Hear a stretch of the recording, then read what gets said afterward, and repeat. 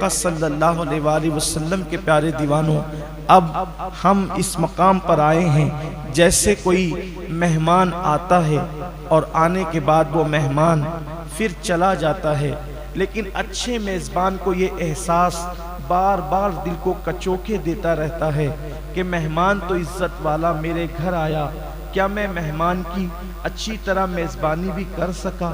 کیا میں مہمان کو خوش بھی کر سکا؟ کیا میں مہمان کا اکرام بھی کر سکا؟ اگر مہمان میرے گھر سے خوشی خوشی واپس جاتا ہے تو وہ اوروں سے کہے گا کہ فلاں نے میری بڑی خاطر تواضع کی، فلاں نے میری بڑی عزت کی، فلاں نے میری بڑی تکریم کی، مجھے کسی چیز کا احساس تکلیف نہ ہونے دیا، میری ہر خوشی کا لحاظ کیا گیا۔ مہمان ہر طریقے سے ہر جگہ کہتے ہوئے جاتا ہے، اور اگر اس کی تکریم نہ کی جائے، اس کی عزت نہ کی جائے، اس کا لحاظ نہ کیا جائے تو مہمان یہ کہتے ہوئے جاتا ہے، ہائے افسوس اس بدبخت کو نہ میری اہمیت کا پتہ تھا، نہ میری عزت کا پتہ تھا، نہ میرے وقار کا پتہ تھا، کچھ بھی اس کو نہ معلوم تھا، اور اس نے تو مجھے پوچھا تک نہیں، میری خاطر تواضع تک نہ کی۔ مسلمانوں، ایسے ہی جیسے کوئی مہمان آتا ہے، ماہ رمضان شریف بھی یہ ایک مہینہ ہمارے پاس بحیثیت مہمان آیا، اب ہم نے اس کی کتنی تکریم کی، اس کی کتنی عزت کی، اس کی کتنی خاطر تواضع کی، یہ ہم کسی اور سے کیا پوچھیں، ہم صرف اپنے دل سے پوچھیں۔ فرمایا گیا ہے کہ تمہارا دل سب سے بڑا مفتی ہے، سب سے بڑا جواب دینے والا ہے۔ ذرا گردن جھکا کر ہم اپنے وجود سے پوچھیں، کیا ہم نے ماہ رمضان شریف کی وہ تکریم کی جو تکریم کرنے کا حق تھا، وہ تعظیم کی جو تعظیم کرنے کا حق تھا، وہ احترام کیا جو احترام کرنے کا حق تھا؟ کیا تکریم کر سکتے تھے ماہ رمضان شریف کی؟ کیا احترام کر سکتے تھے ماہ رمضان شریف کا؟ کیا خاطر تواضع کر سکتے تھے ماہ رمضان شریف کا؟ یہ کوئی کھانا تو کھانے والا مہینہ نہیں ہے، اس کے ہاتھ تو نہیں چومے جا سکتے، اس کے لیے احترام سے کھڑا تو نہیں ہوا جا سکتا، پھر اس کی تکریم کیا ہے، اس کا احترام کیا ہے؟ تکریم اور احترام کو بارہا ہمیں بتایا گیا۔ اس مہینے کی تکریم یہ ہے کہ گناہوں کو چھوڑ دیا جائے۔ کیا ہم نے گناہ چھوڑے بھی ہیں؟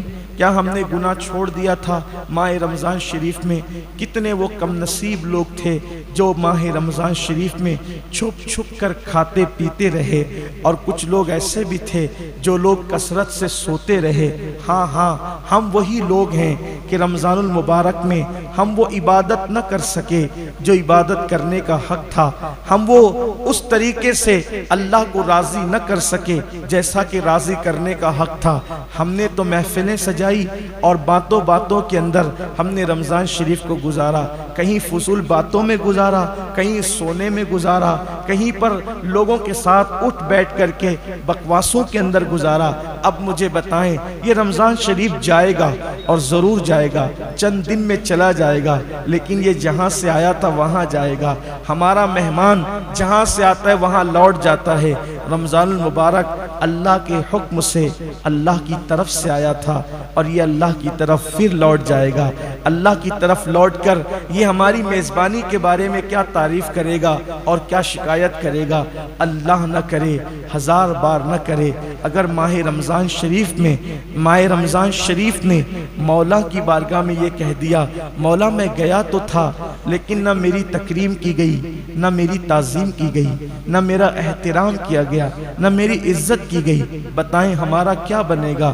بلکہ میرے آقا صلی اللہ علیہ وآلہ وسلم کے فرمان کا مفہوم ہے کہ جس کے خلاف ماہ رمضان شریف گواہی دے گا کہ اس نے میری عزت اور تکریم نہیں کی، مجھ میں عبادت نہیں کی، میرا حق نہ جانا، تو اللہ تبارک و تعالی اس کے حق میں کسی کی بھی سفارش کو قبول نہیں فرمائے گا۔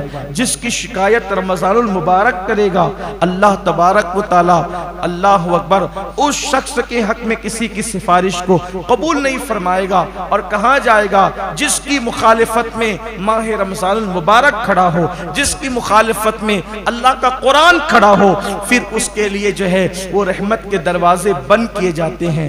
ہاں مسلمانوں، یہ وہی تو مہینہ ہے جس میں رحمتوں کے دروازے کھل دیے جاتے ہیں، یہ وہی تو مہینہ ہے جس کے لیے جنت کے بالا خانوں کو سجایا جاتا ہے، یہ وہی تو مہینہ ہے جس اس میں روزہ رکھنے والوں کے لیے قرآن بہشت یوں دعا کرتی ہے کہ اللہ مجھے ان کا شوہر بنا جو رمضان المبارک کے اندر پیاسے رہتے ہیں اور تیری عبادت کرتے ہیں۔